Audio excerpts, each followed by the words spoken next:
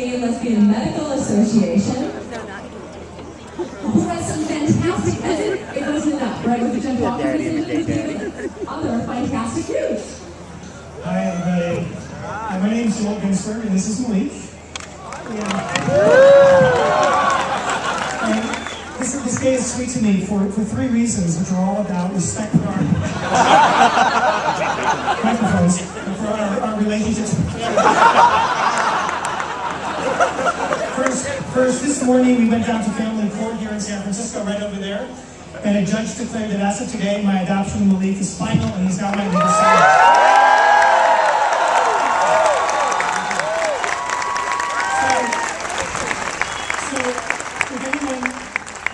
So if anyone tells you that a single gay guy, yeah, I'm single, tells you that a single gay guy can't raise a baby, have him talk to me. The second reason this day is sweet is the reason that we're all here today. A federal judge has said that somebody like me, I can marry a man if I want to. And I'm here to tell you about a third reason, which you may not have heard about, but it's something that's also touches our lives in important ways. For the last couple of years, I've been serving on an expert advisory panel that was created by the Joint Commission, also known as JACO. The Joint Commission accredits about 80% of U.S. hospitals, so they need that to be in business. They were charged with advising the Joint Commission. We were charged with advising the Joint Commission on standards and guidelines to make care appropriate for diverse populations, and I was there to bring in the LGBT perspective. So in January of this year, the Joint Commission said, mandatory standard. Hospitals accredited by the Joint Commission may not discriminate based on sexual orientation or gender identity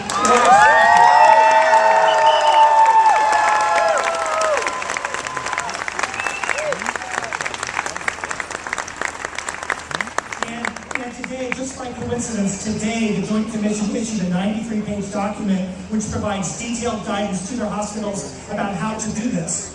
And it's really amazing. There's a press release from PFLAG today with all the detail available at pflag.org.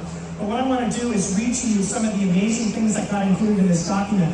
And I want to also acknowledge Lambda Legal, who provided a lot of assistance to me as I was working on this. So here are some of the provisions. Hospitals must prohibit discrimination based on sexual orientation or gender identity or expression, and this requirement applies regardless of local law.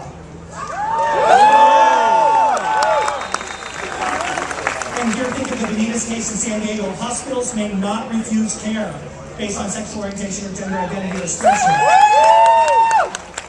And here's the big one. For today, hospitals should recognize same-sex partners as the patient's family, including recognizing same-sex marriages, even if not valid in the state in which the hospital is located.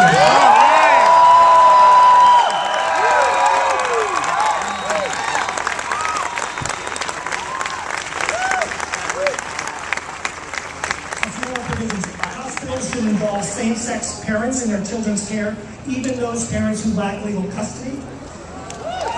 Hospitals should use a transgender patient's preferred name, even if not their legal name. Hospital intake forms should be inclusive of LGBT patients, and LGBT hospital staff should be protected from discrimination. And there's a lot more.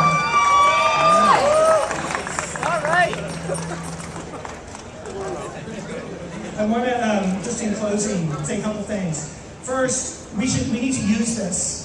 We need to go to the hospitals when we're there and remind them that this is what the Joint Commission is recommending now. And we need to try to get other organizations that accredit healthcare to do the same thing.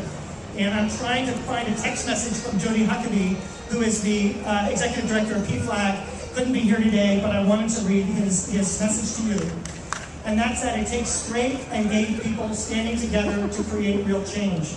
It takes people being willing to share their stories in order to change hearts and minds, to change culture. With the law on our side, and finally including us, our next step is to work to change culture, and I think that's changing too. It's a great day for me. Thank you all.